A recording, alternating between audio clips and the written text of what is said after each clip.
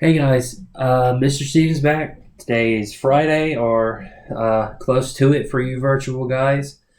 So, like I said in the breakdown video, we are going to do an experiment today. Um, this experiment is going to show us a visual representation for cellular respiration. So, we talked about that. That's how the process that heterotrophs are being able to make their energy. So this is a cheap experiment. You can get all the stuff you need real easy, like at the dollar store, if you want to do this at home. But you will be using some very, very hot water.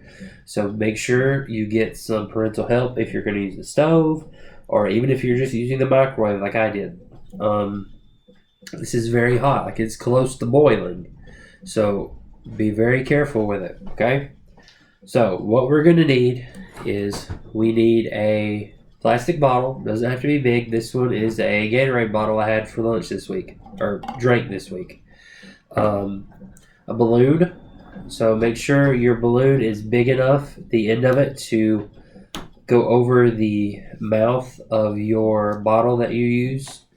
The most important player here, a packet of active dry yeast. Did you guys know that yeast is actually alive even when it's in this little packet here? So they are the important part of our experiment today. And so in order for something to use cellular respiration, it has to be able to eat something to make its energy. So what we are going to feed our yeast with is this sugar. So we're going to give our yeast some sugar to eat, and as a result of that, they are going to exhale or expire carbon dioxide, and it's going to fill up our balloon.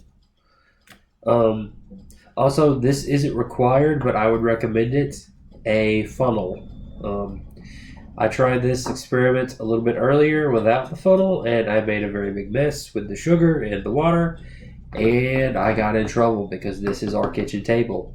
So, if you don't want to get yelled at by mom or dad or grandma or grandpa, whoever, maybe do it either outside or use a funnel. So, let's get started. So we've got our plastic bottle. We have a handy oven mitt so we don't burn ourselves on the glass container with our water in it. The handy funnel to avoid making a mess. And then pour in your water. Oh, still making a mess. Oh boy. So pour in your water slowly until you have maybe about a third or so of your bottle full. It doesn't have to be a whole lot. Just fill it up until maybe about a third, but I wouldn't go over a half. So after that, try to avoid making any more messes, we will open our packet of dry yeast. So get some scissors, cut off the corner, give it a little squeeze to get everything opened up and ready to go.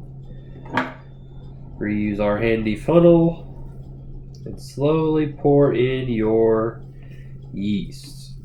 I will also make another recommendation to have a paper towel handy to dry your funnel, because I'm noticing some of our yeast here is sticking to the water that was left over in the funnel. So dry your funnel after with a paper towel or a napkin, your shirt if you're feeling especially country, whatever you feel like doing, just make sure it's dry. So our yeast is now in there and ready to go. So what we're going to do is we're going to take our handy oven mitt, place it over the top, and give our bottle a good shake. Be careful if you splash, because the water is hot. It may burn the tips of your fingers. So just be gentle with it. Just get it incorporated and mixed up really good. Just be gentle. Don't burn yourself or nothing. Then after that, we are going to take our tablespoon and measure out a tablespoon of sugar. There we go. We're going to use our handy funnel again and slowly pour that. Whoop, making a mess. Slowly pour that into the funnel and into the bottle. Tap it down, get it all in there. Don't want any of our yeast to go hungry. And then again, with our handy oven mitt, we're going to give it a few more gentle shakes. Stir it up real good. Get everything nice and mixed up. The water's still very hot still, so don't burn the tips of your fingers like certain somebody. Safety is very important in science, and I'm going to stress that again. Do not burn yourself. Get some help from somebody if you need it. Do not burn yourself with the water. Seriously, don't do it. So, next, we take our balloon. Stretch it out a little bit. Get the hole of the balloon. Get it big enough that you can get it over the top of your bottle. And get it on there good. Don't just have it loose or hang it on there. And then we are essentially done. Just get your, like the balloon part of your balloon. Make sure it's over the, a good portion of the mouth of the bottle, and we are good to go. So at this point, we will be observing the scientific method here. So there is our experiment. Not a lot's happening right now. It will take some time. It'll take, a couple of hours for you to notice any real growth here. Normally what I would do if we were all in, a lab type situation where we had access to all of our equipment and all of our tools and all that fun stuff we get to do in science class, I would probably have 3 bottles. And in those bottles, I would have a little bit less water in each one. Maybe fill one up. We've got our one that's right here. Maybe fill another that's a little bit lower. And then another one that's a little bit lower. Same amount of yeast, same amount of sugar. And see if that had any determination on how big our balloon inflated. Or you could also have the same amount of water in each of your bottles, same balloon, same amount of yeast, but maybe you starve the yeast a little in a couple of them. Instead of a tablespoon, maybe you put a teaspoon in one bottle and then a full tablespoon in the middle one, and then maybe in the third bottle you put 2 tablespoons of sugar in, or you put even 3, and see what happens there. Maybe the balloon will inflate faster. Maybe it'll be larger after the same amount of time than the other balloons. There's a lot you can do with this one. So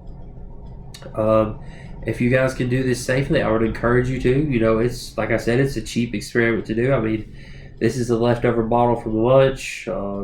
Sugar, you can get that at the dollar store. Water in the microwave if you want to use the stove. Be careful. The water does have to be very hot. I don't know if you could get away with just, really hot tap water out of your sink. You could try it and see what happens. That's another variable for the experiment. Yeast, you can buy that at the dollar store or Walmart, anywhere. And it comes in usually like packs of 3 or 4. It's not too expensive.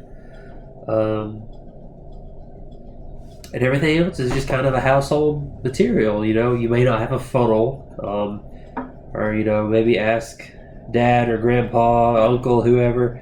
They may have a funnel out in the garage. It may be a little bit larger than the one I used, but it'll still work.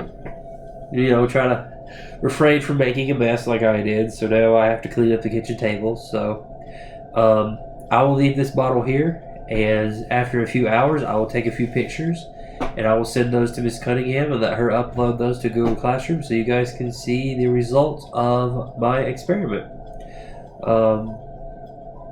Like I said, if you do this, stay safe, be careful, and I will see you guys next week. Good luck with your experiments.